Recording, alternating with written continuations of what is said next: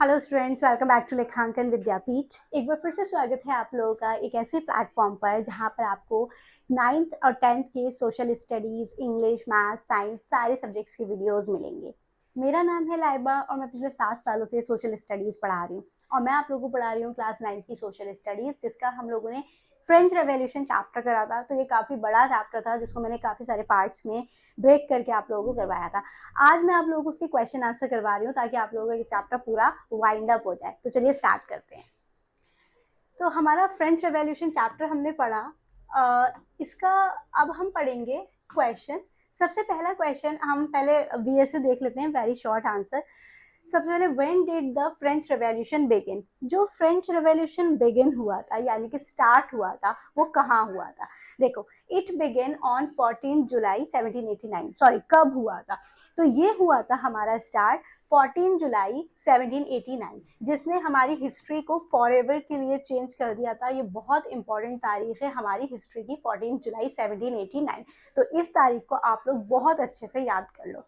उसके बाद next question आता है, which new assembly was formed by Jacobins? तो जेकोबिन्स ने कौन सी नई असेंबली जो है वो फॉर्म की थी?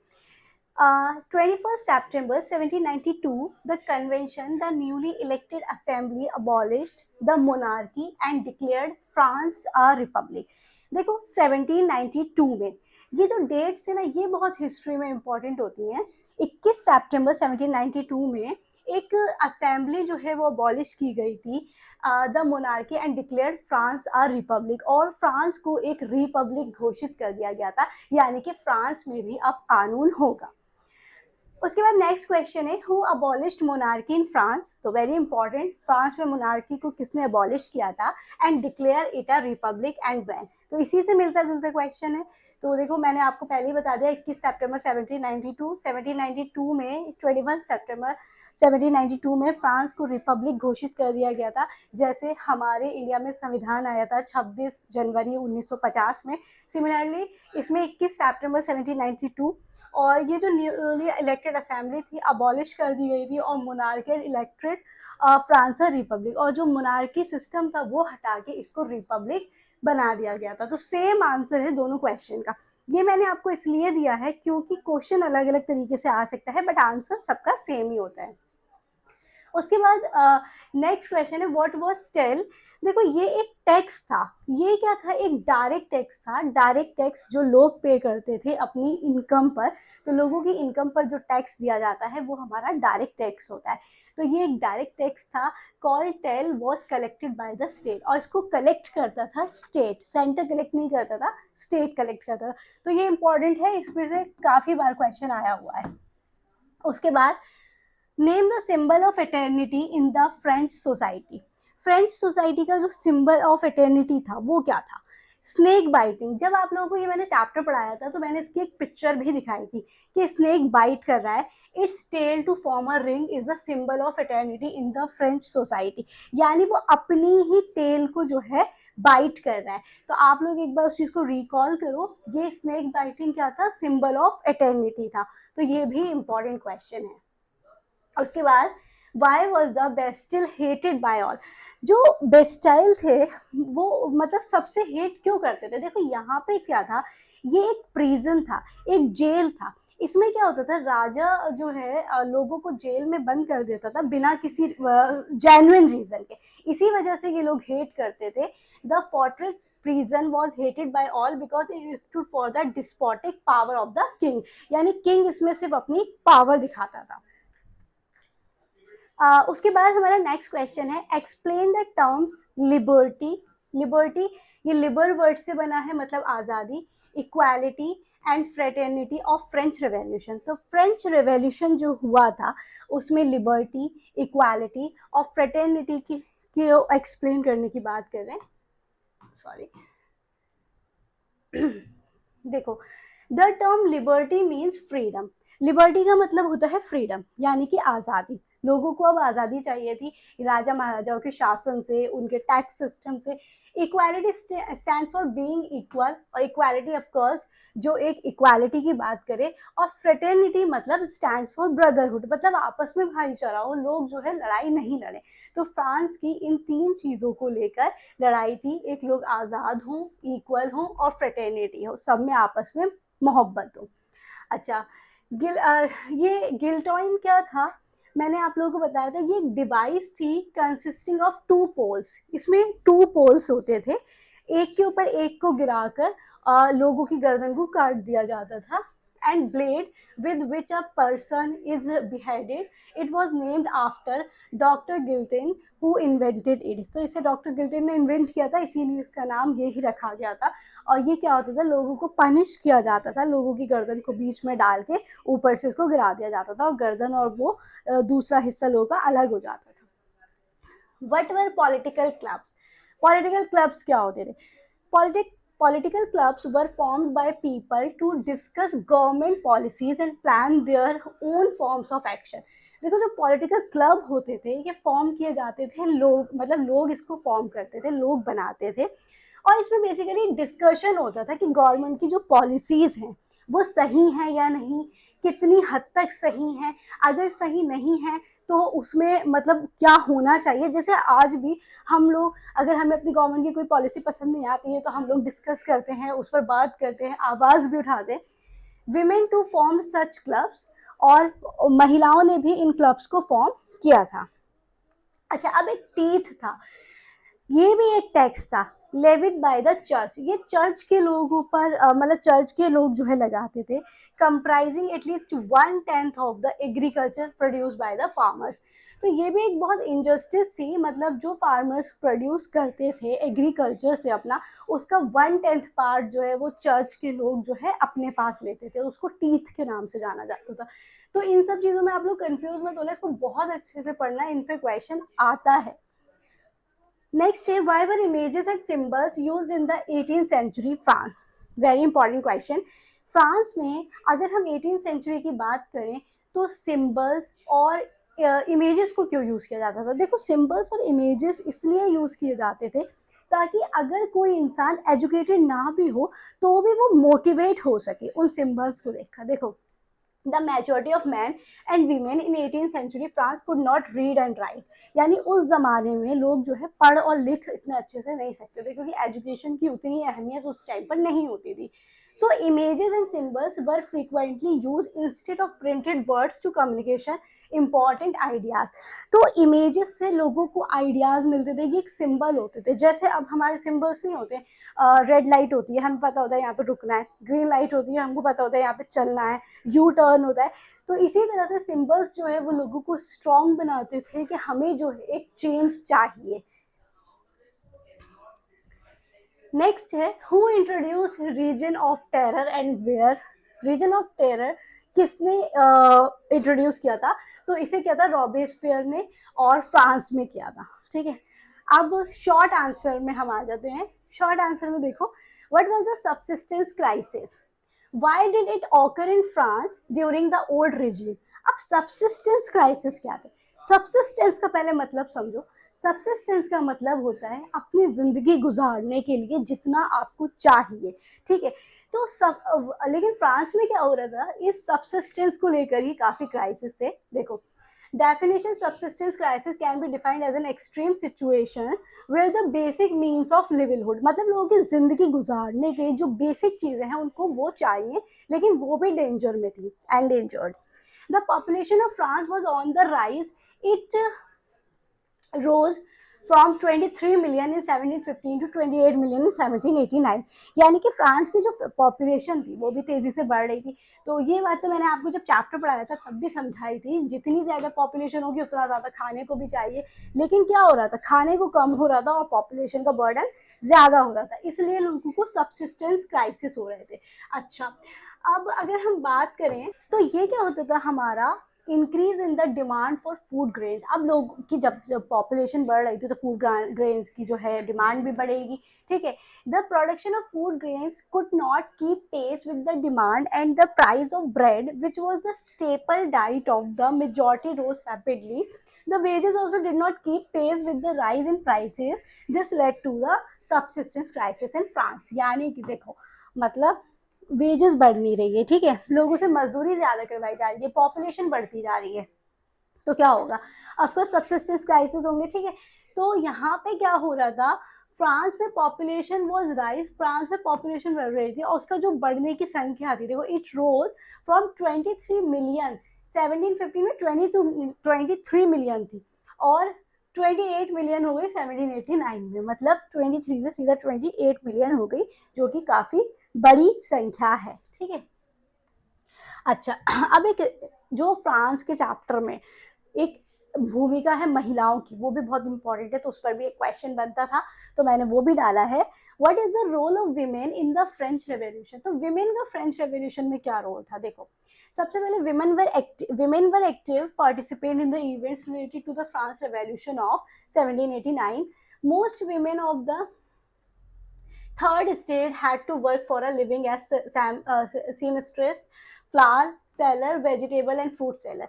सबसे ज़्यादा जो इसमें महिलाएं सम्मिलित थी, शामिल थी, वो थर्ड स्टेट की थी, क्योंकि देखो फर्स्ट और सेकंड स्टेट के लोग तो खुशी थे, तो ठीक है उसमें महिलाओं जो भी प्रॉब्लम्स उठा रही होंगी, वीमेंस जो भी प्रॉब्लम उठा रही होंगी, वो एक अलग पॉइंट था, बट थर्ड स्टेट जो सबसे ज़्यादा सफ़र कर रहे थे, उसमें जो थी आपकी जैसे फ्रूट सेलर हो गई, फ्लावर सेलर हो गई, वेजिटेबल सेलर हो गई, ये सब विमेन शामिल थी। उन्होंने क्या करा था, दे लेड अ हार्ड लाइफ, उन्होंने मतलब हार्ड जिंदगी जो है वो लेड की थी, and were paid lower wages, और उनको बहुत कम वेजेस जो है वो पे किया जाता था। अगर वो 10,000 का काम करेंगे तो उनको सिर्फ 2,000 दिया जाता था, तो इट्स मतलब बहुत हार्ड हो गया ये। So to discuss and voice their interest, they begin their own newspapers and political clubs. They put forward their political and economic demands. तो उन्होंने क्या करा, अपने खुद के न्यूज़पेपर्स में आवाज़ उठाई, ठीक है, अपने खुद के क्लब्स बनाए और अपना forward there political and economics demand, और अपनी जो भी डिमांड थी पॉलिटिकल और इकोनॉमिक्स उसको आगे फॉरवर्ड किया। तो ये भी एक बहुत बड़ी बात होती है। नेक्स्ट क्वेश्चन है, who form the national assembly. National assembly, देखो ये वही आ गया, नेशनल असेंबली किसने फॉर्म की थी, तो third state assemble at Versailles on 20th June 1789 and declared themselves a national assembly and swore not to disperse till they had drafted a constitution for France। यानी कि फ्रांस को एक constitution country घोषित कर दिया गया। On which day is Bastille day celebrated and why. Bastille एक जेल थी जिसको तोड़ दिया गया था, ठीक है, क्योंकि लोग जो है पसंद नहीं करते थे, राजा उसमें इनजस्टिस करता था, तो 14 जुलाई को ऐसा हुआ था every year, because on this day the unruly Paris mob stormed and attack the prison of Bastille which was considered a symbol of terror and despotism. यानी कि इसको तोड़ दिया गया था और मतलब लोगों ने इसको एक इंजॉय किया था। इसकी डेट थी 14 जुलाई, तो आप लोग याद रखना, इसको सेलिब्रेट किया जाता है। अच्छा, नेक्स्ट क्वेश्चन है, how was the French society organise before the revolution of 1789। अब ऑफकोर्स देखो हमने पढ़ा फ्रांस में एक चेंज आया, ठीक है, ये हिस्ट्री की तारीख को फॉरएवर के लिए बदल दिया 1789 के बाद, लेकिन 1789 से पहले क्या था तो वो भी थोड़ा सा देख लेते हैं। देखो फ्रेंच सोसाइटी जो है वो डिवाइड की गई sections called states, namely first state consisting of the clergy, second state comprising the nobility, and the third state comprising all commanders including big businessmen, traders, merchants, courts officials, lawyer, peasant, artisans, laborers and servants। यानी कि first state में जो थे शामिल थे ये आपके पादरी वगैरह, क्लर्जी, हाँ, जो चर्च के पादरी वगैरह होते हैं, जैसे हमारे मतलब जैसे अगर हिंदू रिलीजन की आप बात करो तो उसमें ब्राह्मण वगैरह होते हैं, या मतलब एक ऊंची कम्युनिटी के लोग। सेकंड स्टेट में नॉबिलिटी, राजा महाराजाओं के रिलेटिव्स आ गए, और थर्ड स्टेट में जितने भी बिजनेसमैन होते हैं, ट्रेडर्स होते हैं, मर्चेंट्स होते हैं, इस तरह से उन लोगों की जिंदगी चल रही थी 1789 से पहले, ठीक है। अच्छा, the members of the first two state that is the clergy and the nobility enjoyed certain privileges by birth. आप क्या कर रहे थे, ये जो दो स्टेट के लोग थे, ठीक है, ये इस तरह से इन लोगों की लाइफ चल रही थी, फर्स्ट स्टेट, सेकंड स्टेट और थर्ड स्टेट। तो ये लोग तो अपनी लाइफ को एंजॉय कर रहे थे फर्स्ट और सेकंड वाले, ठीक है। enjoy certain privileges by birth. Privileges by birth का मतलब ये होता है कि इनको जन्म से ही अधिकार मिल गए थे. आप किस कोई इंसान काबिल नहीं है लेकिन राजा का बेटा है तो राजा बन गया, कोई इंसान काबिल नहीं है लेकिन किसी बड़ी पोस्ट पे है, मतलब उसका बेटा है तो वो वहां चला गया, तो ये privileges by birth थे. They were exempted from paying tax, ये टैक्स नहीं दे रहे थे. The members of this state had no political rights and social status, और ये इनका कोई पॉलिटिकल राइट नहीं था, कोई सोशल स्टेटस नहीं था. ठीक है, ये लोग एग्जेम्प्ट थे. अच्छा, the entire burden of taxation fell on the third state, all economic function were perform by them. तो हम लोग बुक में वैसे मल्टीपल टाइम्स पढ़ चुके हैं, बट मैं अगेन आपको रिपीट कर देती हूँ. सारा जो प्रेशर था वो थर्ड स्टेट के लोग ले रहे थे. ठीक है, फर्स्ट और सेकंड वाले एंजॉय कर रहे हैं और उनका टैक्स भी अब थर्ड वाले, मतलब थर्ड वाले अपना तो पे कर ही रहे हैं बट कंट्री को चलाने के लिए फर्स्ट और सेकंड का भी कर रहे हैं, तो इनके ऊपर काफी बर्डन था. अच्छा, नेक्स्ट क्वेश्चन है, how was the church responsible for the French revolution. अब ये जो फ्रेंच में एक रेवोल्यूशन हुआ, फ्रेंच में जो क्रांति हुई, जो कि बहुत अच्छी बात है, तो उसमें चर्च कितना जिम्मेदार था. देखो, ये जो church clergy belong to the first state, ये जो फर्स्ट स्टेट से बिलोंग करते थे, ये अपनी लाइफ एंजॉय कर रहे थे, प्रिविलेजेस बाय बर्थ. ठीक है, ये लोग कुछ पे नहीं कर रहे थे और बल्कि लोगों पे अपना हुक्म चला रहे थे, थर्ड स्टेट पे सारा बर्डन था.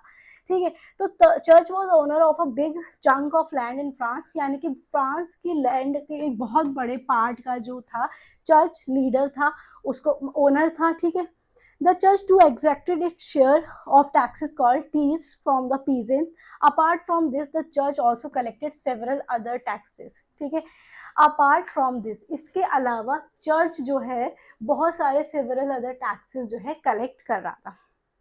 अच्छा, नेक्स्ट क्वेश्चन है, What were the causes of the empty treasury of France under Louis XVI? अब देखो Louis XVI का भी आ गया.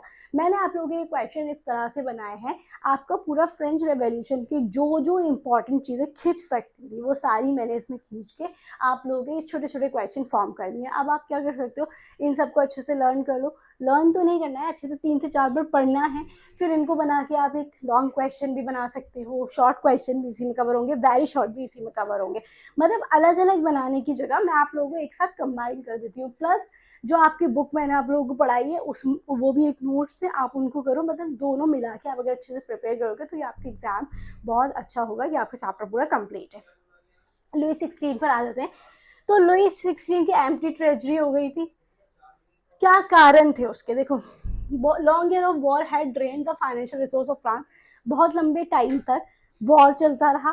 ठीक है, added to this was the cost of maintaining an extravagant court, the immense palace of Versailles. उसका जो palace था वो इतना महंगा था, उसकी मेंटेनेंस में बहुत खर्चा होता था. ठीक है, under Louis 16 France had the 13 colonies to gain their independence from the common enemy Britain.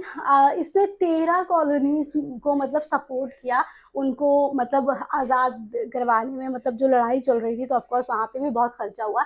The war added more than a billion livres to a debt that had already risen to more than 2 billion livers.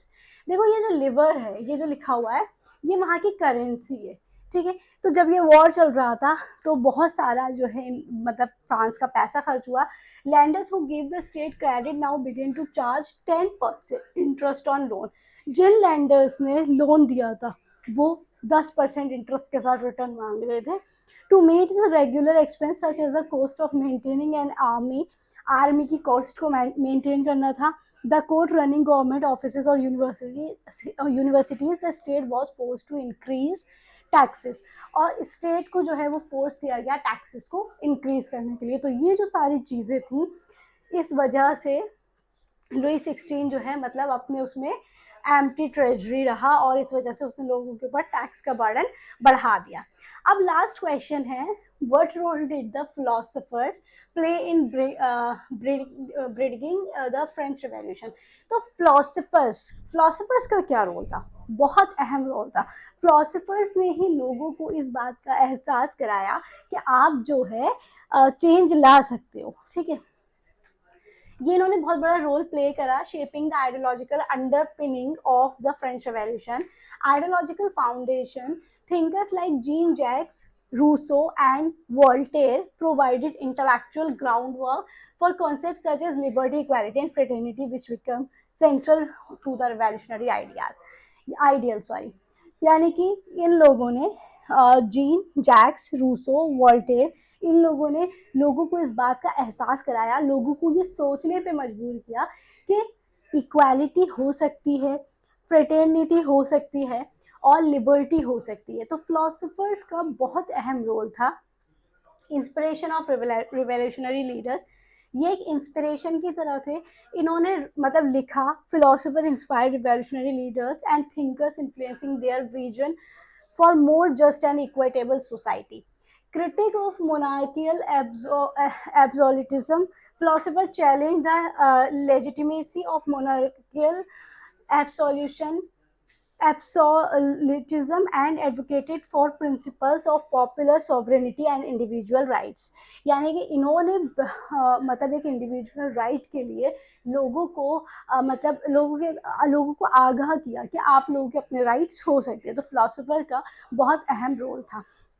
तो ये आप लोगों के हो गए French revolution के कुछ questions. देखो ये आप लोगों के मैंने पता है इम्पोर्टेंट क्वेश्चन प्लस जो क्वेश्चन बन सकते थे वो क्वेश्चन मैंने आप लोगों के कर लिए हैं। बाकी आप सारा कुछ एक बार गो थ्रू कर लो अपना चैप्टर, अपने ये क्वेश्चंस, और जो जो मैंने बताया है आपका ये चैप्टर बहुत अच्छे से कंप्लीट हो जाएगा। आई होप आप लोगों को ये क्वेश्चन आंसर ये चैप्टर समझ में आया होगा। अगर आप लोगों को अच्छा लगा हो तो इसे लाइक शेयर सब्सक्राइब ज़रूर करें। Thank you for watching this.